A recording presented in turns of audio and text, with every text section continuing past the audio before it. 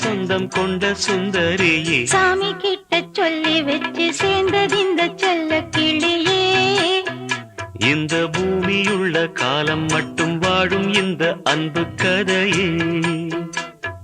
முத்துமணியே பட்டு துணியே, ரத்தினமும் முத்தினமும் சேர்ந்து வந்த சித்திரமே, சாமி கிட்ட சொல்லி வச்சு சேர்ந்தது இந்த செல்ல கிளியே. இந்த பூமியுள்ள காலம் மட்டும் வாழும் இந்த அன்பு கதையே.